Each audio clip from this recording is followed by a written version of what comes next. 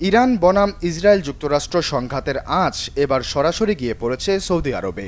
গেল ২৮ ফেব্রুয়ারি থেকে যুক্তরাষ্ট্র ও ইসরায়েলের হামলার প্রতিশোধ হিসেবে ইরানের Islamic Revolutionary Guard Corps Saudi আরবে একের পর এক আঘাত এনে চলেছে। গেল ৪ দিনে অন্তত ৪টি উল্লেখযোগ্য হামলার ঘটনা ঘটেছে, যা পরিস্থিতিকে ক্রমেই জটিল করে তুলছে। ঘটনার ধারাবাহিকতায় দেখা যাচ্ছে ২৮ ফেব্রুয়ারি রিয়াদের পূর্বাঞ্চলে ইরানি ক্ষেপণাস্ত্র ও ড্রোন হামলার চেষ্টা করা হলেও সৌদি বিমান প্রতিরক্ষা ব্যবস্থা সবগুলো প্রতিহত করতে সক্ষম হয়। পরদিন ১ মার্চ মার্কিন সামরিক উপস্থিতি রয়েছে এমন প্রিন্স সুলতান এয়ারবেস এবং রিয়াদের বিমানবন্দর লক্ষ্য করে ক্ষেপণাস্ত্র ছোড়া হয়, তবে সেগুলোও আটকে দেয়া হয় এবং তেমন কোনো ক্ষয়ক্ষতির খবর মেলেনি। অপটিক্যাল ব্রাইটেনার, কালার গার্ড এবং ডার্ট লক সমৃদ্ধ অ্যাডভান্স ফর্মুলায় এলো নতুন রে ডিটারজেন্ট পাউডার। পরিস্থিতি গুরুতর মোড় নেয় ২রা মার্চ, যখন রাস তানুরা তেল শোধনাগারে ৫টি ইরানি ড্রোন হামলা চালানো হয়। ২টি ড্রোন আটকানে গেলেও ধ্বংসাবশেষ থেকে আগুন ছড়িয়ে পড়ে এবং শোধনাগারের কার্যক্রম সাময়িকভাবে বন্ধ রাখতে হয়, যা তেল উৎপাদনে সীমিত প্রভাব ফেলে।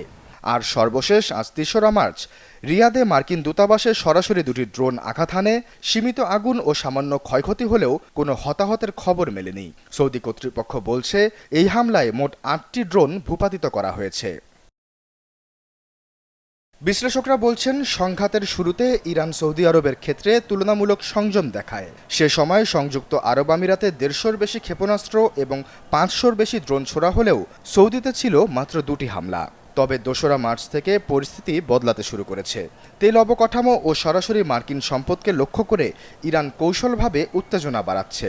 লক্ষ্য স্পষ্ট, বিশ্ব তেল বাজারে অস্থিরতা তৈরি করা এবং উপসাগরীয় দেশগুলোর মাধ্যমে যুক্তরাষ্ট্রের ওপর চাপ সৃষ্টি করা, যাতে ইরানে মার্কিন ইসরায়েলি হামলা বন্ধ হয়।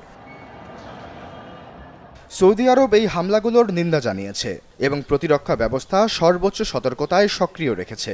দেশটির প্রতিশোধের অধিকার সংরক্ষণের কথাও জানিয়েছে। তবে এখন পর্যন্ত সৌদি ইরান সরাসরি বড় সামরিক সংঘাতে জড়ায়নি। বিশ্লেষকরা সতর্ক করেছেন, পরিস্থিতি যেভাবে আগাচ্ছে তাতে যে কোনো সময় নতুন হামলার শঙ্কা উড়িয়ে দেওয়া যাচ্ছে না। আশ্বাস চৌধুরী, চ্যানেল 24।